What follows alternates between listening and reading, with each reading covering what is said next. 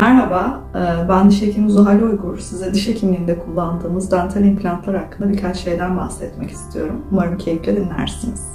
İmplant, kaybettiğimiz dişlerin yerine çene kemiğine uyguladığımız yapay diş kök görevi gören vidalı sistemlerdir. Titanyumdan yapılmışlardır.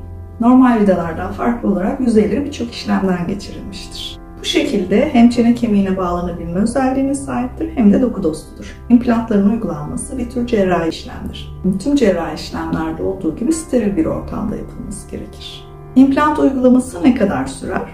İmplant uygulaması yapılacak implantın sayısına ve çene kemiğinin durumuna göre farklılık gösterebilir. Mesela tek bir implant uygulanacaksa ve uygulanacak olan bölge çok rahat bir bölge ise ortalama 5-6 dakika içerisinde bu uygulama tamamlanabilir.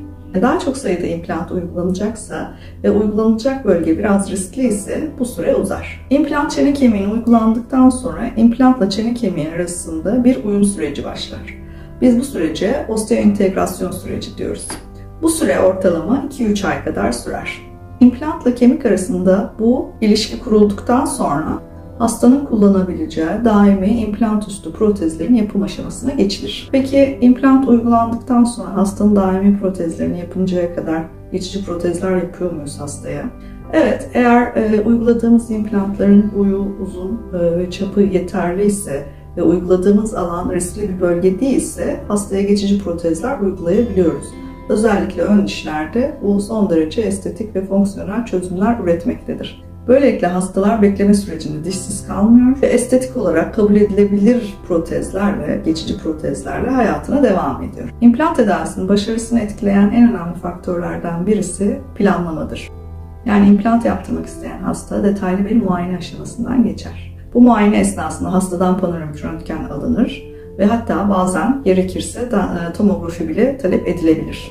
İmplant uygulamasına engel olacak herhangi bir sağlık sorunu var mı? O belirlenir. Hastanın yaşı, beklentileri, alışkanlıkları nelerdir? Hepsi belirlenmeye çalışılır. Hastanın ne kadar eksik dişi var ve kaç tane implant planlıyoruz? O belirlenir. Bu planlama aşaması oldukça önemlidir. Hastanın finalde bitim protezi bile ilk muayene aşamasında planlanmış olmalıdır.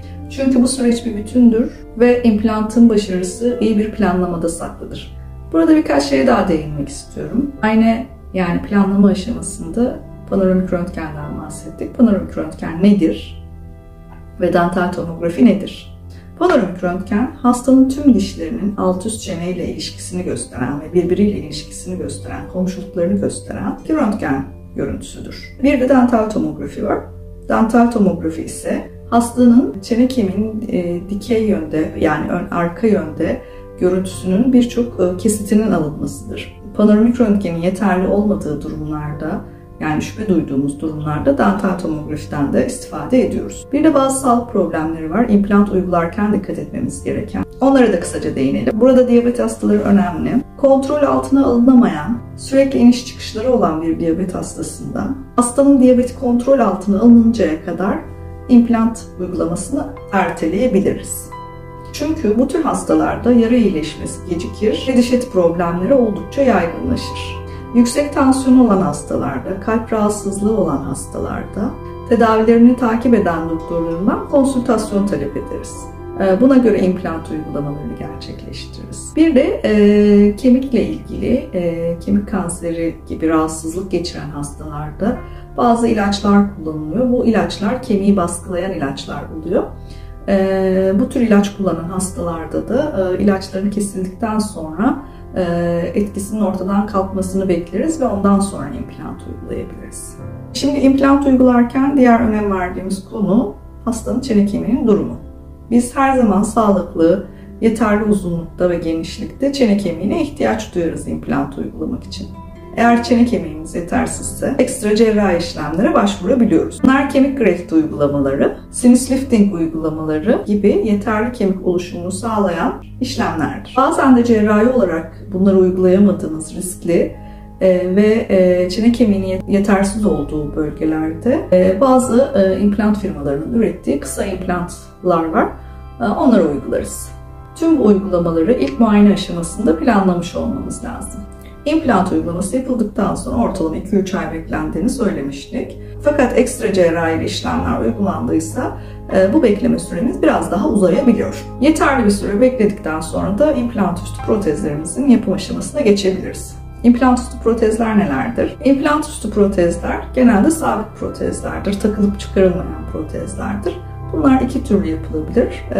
Vidalı sistemler olabilir ya da simante edilerek, yapıştırılarak yapılan implant üstü protezler olabilir. Bu tercihleri her vakayı kendi içinde değerlendirerek yapabiliyoruz, karar veriyoruz. Bir de hasta bütün dişlerini kaybettiği zaman ve implant uygulamak için çok az kemiğimizin olduğu durumlarda az sayıda implantlarla implant üstü hareketli protezler de yapabiliyoruz ya da hibrit protezler yapabiliyoruz. Çok kısa implant markalarına da değinelim. Bugün dünyada 200'ün üzerinde implant markası mevcut ve bunların hepsini takip etmek oldukça zor. Bizler implant markalarını tercih ederken implant firmasının servis hızı, üst yapı seçenekleri ve riskli bölgeler için implant seçenekleri nelerdir? Biraz bunları baz alıyoruz. İmplantların uygulama kolaylıkları var mıdır?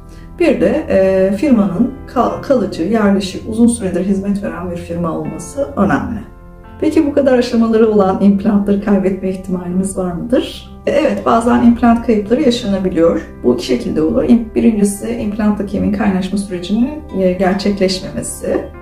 Zaten bu ilk aşamada kendisini gösterir. İmplant yapıldıktan çok kısa bir süre sonra düşer. İmplantın üzerine protez yapıldıktan bir süre sonra oluşan implant kayıpları var.